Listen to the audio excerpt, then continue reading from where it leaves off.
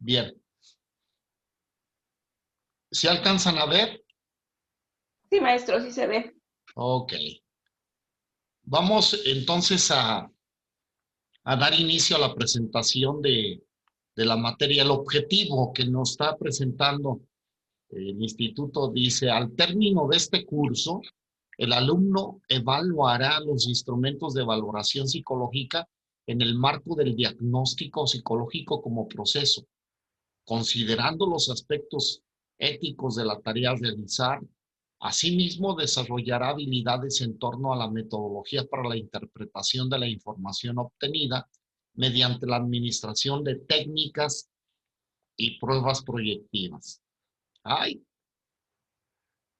el panorama está muy interesante, ¿sí? Entonces es que ustedes sepan valorar los instrumentos que se utilizan en el marco del diagnóstico psicológico y tienen que considerar los aspectos éticos y desarrollar ustedes las habilidades, o sea, conocer los instrumentos de medición, desarrollar las habilidades para poderlos, ¿eh?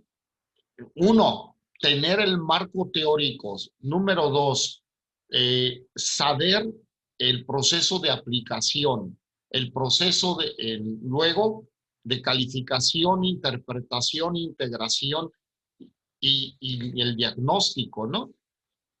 Entonces, esto es muy interesante y, y tenemos retos y los retos los voy a poner sobre la mesa. Porque en esta situación de la educación, de las clases a distancia, presentan muchas limitaciones. Yo quisiera tenerlos ahí frente a ustedes, verlos cómo manipulan. Manipulan significa manejan, ¿eh? Manejan cada una de las pruebas, etcétera. Estar revisando ahí inmediatamente cómo están calificando, interpretando, integrando, desarrollando, etcétera, todo el proceso que se ocupa en relación de la interpretación de las pruebas, ¿sí?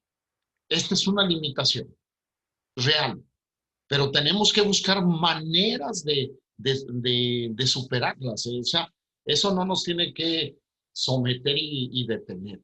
Número dos, las pruebas, ¿sí? Nos presentan, ahorita van a ver todo el contenido, las pruebas. Las pruebas hay que tenerlas físicamente. Y físicamente puede ser con varios caminos, ¿no? No estamos en la clase con el material, pero sí podemos recurrir en un momento dado a otros aspectos y eso lo tenemos que ir a explorar. Entonces, ustedes les voy a hacer esta reflexión de entrada, ¿eh? De entrada. Eh, Ahorita están los muy de moda y este es un ejemplo de la aplicación en relación a su área como psicólogos, como psicólogas. Ahorita a nivel legal están los juicios orales. ¿Han escuchado acerca de ello? Sí, sí, Jennifer, No. ¿no? Bueno, a nivel legal, en un proceso, por ejemplo, de divorcio, de violencia intrafamiliar, etcétera, de varios casos, acuden la persona afectada, quien está demandando y se presenta entonces también la parte, eh, la defensa, perdón, quien acusa y quien defiende, ¿no? La persona se presentan ante el juez con con su asesor legal, en el caso de la defensa y en el caso del fiscal del acusador, ¿no? El Ministerio Público, ¿no? Ahí el fiscal que representa y asesora a la persona que está denunciando, que está acusando. Y está el juez, y ahí están dialogando y están presentando rápidamente las pruebas, etcétera. Y les voy a contar este ejemplo para que vean la magnitud y la importancia que tienen el que ustedes sean personas que vayan formándose de una manera profesional con todas las herramientas que se ocupan en materia. En este caso, les voy a hacer de este juicio oral, y en otros casos puede ser en el aspecto de la práctica personal, profesional o dentro de alguna institución. Este video me lo comparte, oye, aquí, Anayeli se nos está sumando. Bien, este video me lo comparte para que me dice, ¿qué opinas en el caso de una perito psicóloga? ¿Eh? El caso era de violencia. ¿Eh? Hay una chica que es golpeada, y a un hospital, para un hospital. Entonces, el fiscal, la parte acusadora, le pide a una psicóloga perito que haga un estudio de la víctima. ¿Cuáles son? Entonces, aquí lo que querían construir es cuáles son las consecuencias psicológicas que va a sufrir la víctima o que está sufriendo la víctima en relación a la agresión sufrida. Y entonces ella hace su proceso, ¿no? Y en este proceso ella llega a la clínica, llega al hospital, hace la entrevista psicológica y hace la entrevista forense. Y en este diálogo recaba datos, ¿no?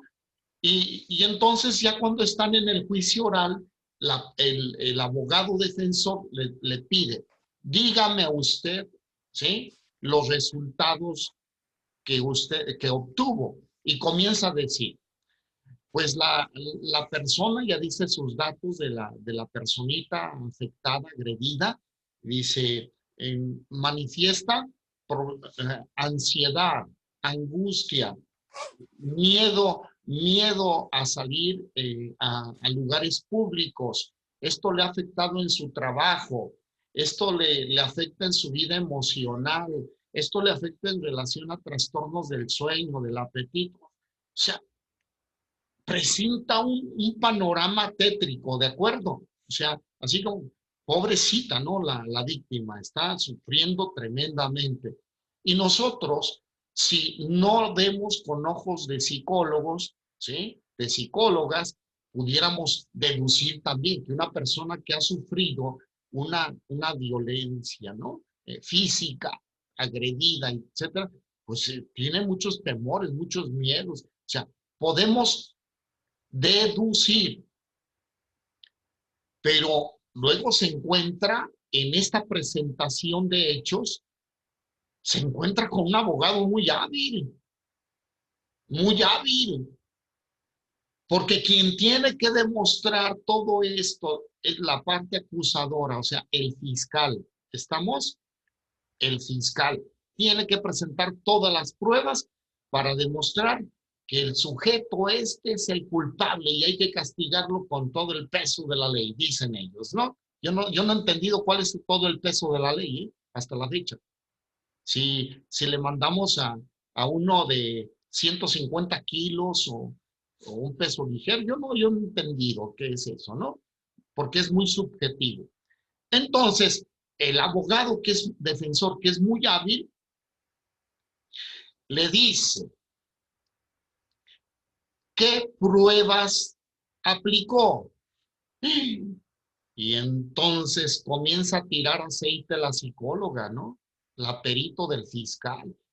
Y dice, bueno, pues es que en las condiciones en que estaba, toda lastimada, no podía ni siquiera hablar, etcétera, ¿no? Entonces recurrí a la entrevista, pero obtuve todos los datos necesarios para poder entonces tener la descripción diagnóstica que estoy dando. Pues ahí les va, ¿no? Él trae su perito, psicóloga también. ¿eh? Y entonces la presenta en el estrado y le dice cuál es su punto de vista respecto del trabajo que hizo ahí su igual, ¿no? La psicóloga. Y comienza a desbaratarle todas las pruebas. Comienza a desbaratarle todo lo que hizo. La crítica dice, pues el aplicar solamente la entrevista psicológica y la entrevista forense no da confiabilidad de los resultados. No hay confiabilidad. Y por lo tanto las conclusiones no son válidas. Porque no se aplicó ninguna prueba. Ninguna prueba. Número 2. La paciente, la persona agredida, no estaba en condiciones de que se le aplicaran las pruebas. Pero sí tenía un periodo de 5 meses para poderle aplicar las pruebas. Entonces, ¿por qué no esperó a que la dieran de alta del hospital y después haberle aplicado las pruebas? Número 3. El lugar donde fue realizada, el lugar, no es el adecuado para la aplicación de pruebas. Se tuvo que aplicar en un ambiente adecuado, lograr el rapport, el proceso de aplicación, todo, completo. Una batería de pruebas, no una prueba. Una serie de pruebas para que luego me dieran la consistencia del resultado. Total de que el juez echó abajo todo la presunción que se considera de culpabilidad del imputado. Estoy utilizando términos técnicos, pero yo creo que sí me entienden, ¿no? Entonces, la presunción de culpabilidad es desechada, es quitada del imputado, del acusado. Y esa es una falla tremenda, tremenda de la fiscalía, pero también tremenda de quién. De la psicóloga. Ahí es donde nos está demostrando la formación de los buenos psicólogos, que si nosotros no hacemos algo bien, no impartimos algo bien, pues estamos echando a perder todo un trabajo, toda una investigación, o sea, repercute en algo muy serio como esto. Y dicen que la ignorancia sale, ¿no? Y la lucimos enseguida, la ignorancia. Y la ignorancia también fue del fiscal. El fiscal se confió, ¿no? Dijo, aquí viene una gente, esta psicóloga que es una perito, y entonces debe de conocer de los procedimientos y de las necesidades para poder llevar adelante el juicio. Entonces, pues aquí el fiscal no fue tanto culpable, sino la situación también de la propia psicóloga que no actuó conforme a la ética también. Fíjate cómo se van uniendo las materias. No solamente es psicometría, sino es la ética. No fue una persona ética. Aquí hay muchísimas dudas respecto de eso. Luego, el marco teórico, o sea, ¿dónde quedó todo su aprendizaje de las materias? De las materias, ¿en dónde quedó? Quedó tirado. Y esta es de veras, es lamentable, ¿no? Yo digo, el conocer profesionales de la conducta en estas condiciones, a mí me da pena. A mí me da pena.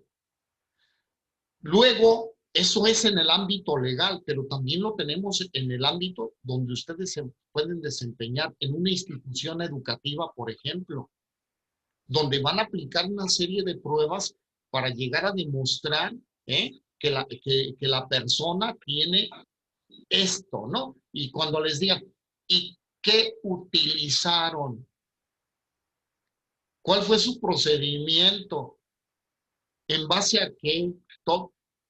Sí, pues es ahí donde ustedes tienen que ver qué caso van a atender, a qué persona van a atender, qué edad, qué situación, para luego conformar las pruebas, la batería de pruebas que van a aplicar para obtener la información pertinente de lo que se está buscando.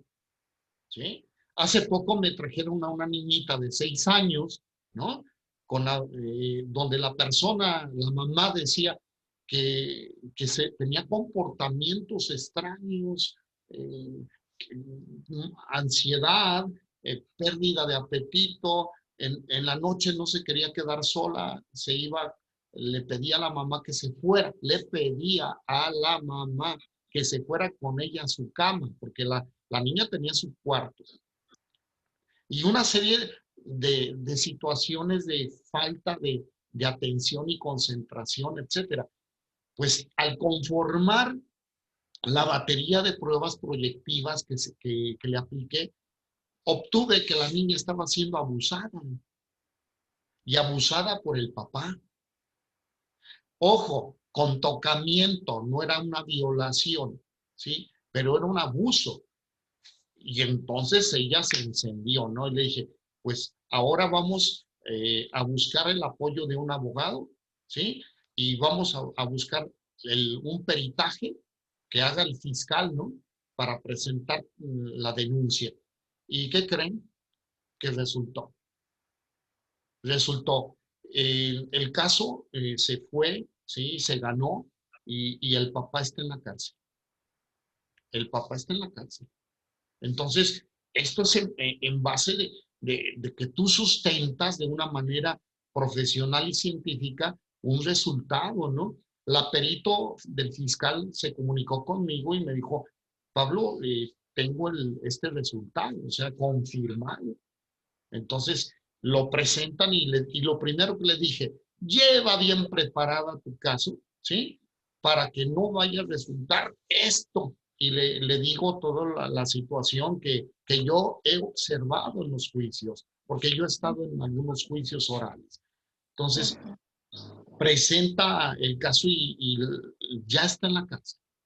Está en la cárcel. Entonces, esto puede ser en relación de un proceso legal, pero también puede ser en un proceso clínico, donde a ustedes les digan que esta persona está pasando por una depresión tremenda, ¿no? Y a lo mejor ni es depresión, es otra cosa, pero ustedes tienen que aplicar las pruebas concernientes para poder llegar a encontrar una verdad clínica para un diagnóstico asertivo, ¿eh? Y no anden por las nubes confundiendo una depresión con una histeria. ¿Eh? Créanme que hay psicólogos y psicólogas que se resbalan para poder integrar todo esto. Entonces, vamos a buscar que ustedes ya llevaron psicometría, ¿no? Sí, Entonces, maestro. son peritos, son expertos, ¿no? Y nos vamos a ir, entonces, como dicen, deslizando bonito y caminando en la materia. Estos son, bueno, nosotros vamos a llevar 11 sesiones de trabajo, que fue lo que contabilicé por el calendario, ¿no? Tenemos 11 sesiones y tenemos 13 evaluaciones, ¿eh? Primer parcial, segundo y el final. ¿Cuáles son los temas? Estos son el enfoque psicodinámico y la evaluación de la personalidad con técnicas proyectivas, el concepto de proyección, fundamentación teórica de las técnicas proyectivas, revisión de los orígenes de la psicología proyectiva, orígenes de, acá con Frank, fundamentos teóricos, conceptos de apercepción y distorsión aperceptiva, porque estos conceptos, mira, y les doy nada más un poquito de un adelanto, ¿no? Aquí ustedes, no sé si llevaron una materia que se llama sensopercepción. Sí. Ah, mira, qué bonito. Vamos tejiendo esto. Por eso me agradan ustedes. Entonces, llevaron esta. ¿Y qué es la percepción? Pues es lo que nosotros vemos alrededor, o sea, lo que, bueno, como dice la palabra, ¿no? O sea, lo que percibimos alrededor en el mundo exterior, ¿A través de qué? pues de los sentidos. A través de los sentidos, ¿no? Entonces tenemos propios receptores que, por ejemplo, para lo del tacto, ¿no? Y tenemos células, ¿eh? Que ¿perciben qué? Dentro de lo que tocamos, si es una superficie lisa, rugosa, áspera, ¿no? Etcétera.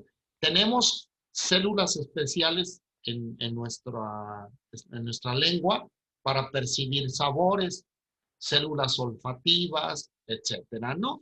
Bien, tenemos la vista, tenemos el oído, tenemos todo un sistema para poder nosotros dar una interpretación de lo que vemos, ¿cierto o falso? ¿Nosotros hacemos interpretación de lo que vemos? Sí, sí, de lo primero que vemos. Y si tenemos problemas de la vista, la interpretación de lo que vemos, ¿cómo puede ser? Pues no puede ser cierta porque pues no Puede ser estamos seguros. distorsionada, ¿ok? Bien. Esa es la percepción. Y la percepción es la experiencia. Ojo, la experiencia. Ustedes, por ejemplo, ven un perro, ¿no? ¿Y qué es lo que sienten? ¿Qué es lo que perciben? ¿Qué es lo que ven? Un animal mamífero y que es de una raza y que tiene ciertas características. Ahí ya lo ven.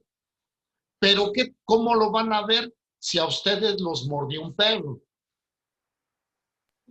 Con la propiocepción. ¿Cómo lo van a ver? ¿Cómo Cuando un perrito? miramos las partes de nuestro cuerpo. Pues ya con miedo porque Con pues ya miedo. me había muerto. Con miedo. Sí, la interpretación que van a dar es, si es un animal con estas características, pero mi experiencia es peligro, muerde, duele, daña. Y entonces mi respuesta es en base a eso, ¿sí? Y en muchas ocasiones nosotros vamos caminando en la vida con apercepciones. Hay hombres que dicen, todas las mujeres son malas. Todas las mujeres son malas. Esa es una conclusión que tiene respecto de sus experiencias. No sé qué experiencias haya tenido, ¿sí? ¿De acuerdo? Estas son apercepciones y vamos, bueno, a entenderlas. Luego vamos a ver los aspectos diferenciales de las técnicas psicométricas y las técnicas proyectivas. Las técnicas psicométricas son muy sencillas, ¿no? Ya las vieron ustedes. Están basadas, ¿cierto?, en una investigación, en una estructuración que tienen validez, confiabilidad, y luego hay un protocolo de aplicación. Luego tienen tablas donde pueden ir sacando puntuaciones y para llegar luego a una interpretación y a una conclusión. Entonces, por ejemplo, para una escala Wechsler de inteligencia para niños en edad preescolar, el WISC-R, ¿no? Tienen todo un proceso para llegar a determinar si un niño tiene una capacidad intelectual normal, superior al término medio, superior, etc. Ya lo tienen. Esto es, y lo que nos dicen en las técnicas proyectivas es más complicado, porque para ello tú tienes que tener fundamentos muy, muy profundos acerca de la dinámica de la personalidad. Debes de tener conocimientos muy profundos sobre la dinámica de la personalidad. Si careces de ellos, se te va a complicar. Se te va a complicar. Vamos a ver la influencia de la psicometría en la evolución de los test proyectivos. Esto es, hay una necesidad del conocimiento de la persona en relación a cómo le va dando una interpretación al mundo, ¿no? Y esto es, vamos dando interpretaciones del mundo. Entonces, así como en un momento dado hay personas que emiten un juicio sobre una situación al decir, todos los negros son ladrones, ¿no? Por así decirlo. En Estados Unidos, fíjate bien lo que sucede, y eso me tocó a mí en la realidad. Hay una persona morena manejando un auto de lujo y enseguida lo siguen los policías y lo detienen. Porque hacen la presunción de que lo robó. Y esto no se vale, ¿no? No se vale. Así en psicología nosotros, cuando estamos en alguna reunión, nos piden, dime cómo soy yo. Dime cómo es mi amiga. A ver, tú, dinos cómo somos, como si tuviéramos una bolita mágica, ¿no? Y a veces, si uno cae en la tentación, comienza a interpretarles, ¿sí? Y uno no tiene que caer en el otro extremo. En el extremo este es interpretacionismo. Sin ninguna base sólida científica, nosotros estar diciendo situaciones. No podemos, ni caeremos, ni podemos caer en tentación de hacerlo. Vamos a ver entonces las características de las técnicas proyectivas. En el segundo bloque vamos a ver el proceso psicodiagnóstico con técnicas proyectivas. Aquí está bien bonito, bien interesante, porque vamos a aplicar, aquí vamos a aplicar, yo les digo, esto es método científico, y estamos dándole en el enfoque psicológico. O sea, somos claros en nuestros procesos para llegar a un resultado. Entonces vamos a ver los objetivos, las etapas, el encuadre, la entrevista inicial y la entrevista de devolución dentro del proceso psicodiagnóstico con técnicas proyectivas. Vamos a ver lo que ya habíamos caminado con ustedes. Hay entrevista, se tienen los datos, pero hay que darle resultados a nuestro paciente, a la persona entrevistada.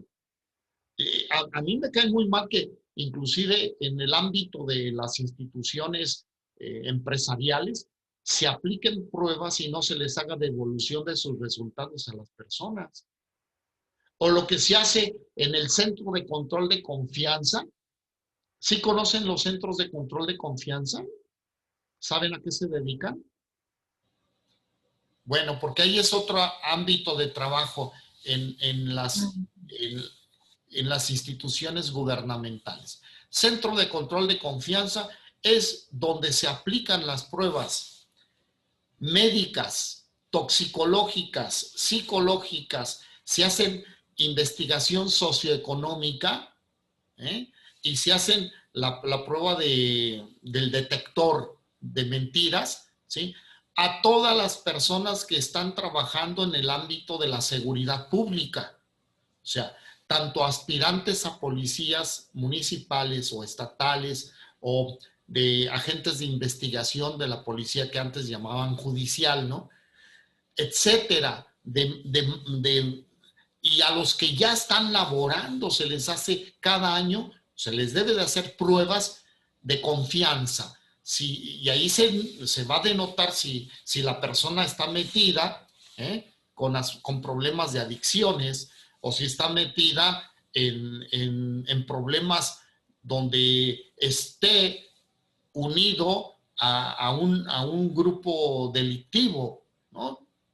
Hay policías que están trabajando para la mafia, ¿no? Para los delincuentes, para los narcotraficantes, están coludidos con ellos. Y eso no nada más en las esferas, en el estrato de policías rasos, sino también se les hace a los directores, ¿no? A los secretarios de seguridad, a los procuradores, y se les debe de hacer. ¿Pero qué creen que sucede? A ver si no me mandan a, luego, si alguien ve este video, me mandan a hacer algo. Pues lo que hacen es que hay personas faltas de ética que modifican los resultados. Esto es gravísimo, pero es gravísimo también si tú como psicóloga, como psicólogo trabajando en un centro de control de confianza, haces una modificación del resultado.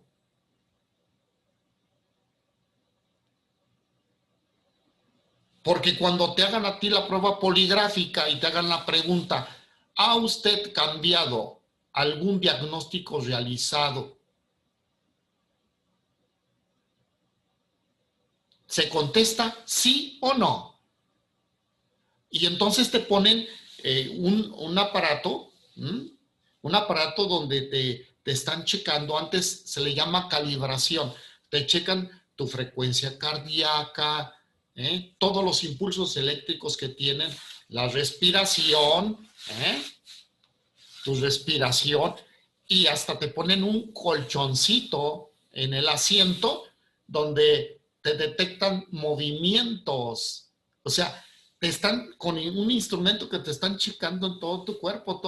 Entonces, si te preguntan eso y tú te mueves y dices no, y te moviste en tu asiento, pues va a checar que tú estás mintiendo, ¿sí? Si tu tono de voz, lo mismo, y hay una variación en la ansiedad, ahí aumenta la ansiedad, etcétera, pues vas a denotar que estás mintiendo. Entonces, también los psicólogos son evaluados. Todas las personas que están trabajando en el centro de control de confianza son evaluados. Y les digo, la falta de ética lleva a que las personas acceden a un cambio en los resultados, en cualquier ámbito, en el socioeconómico, en el poligráfico, en el psicológico, en el médico, en el toxicológico, ¿no? Dice, oye, saliste positivo en la prueba, ¿no? Te drogas y es positivo a cocaína. Pero mira, una lana, yo tengo aquí unos reactivos que son negativos y aquí cambiamos, ¿no? Está mal. Porque fíjate que, les digo porque yo estuve en el centro de control de confianza, tuve esa experiencia, pues en el toxicológico había personas que llevaban pipí de otro, ¿sí?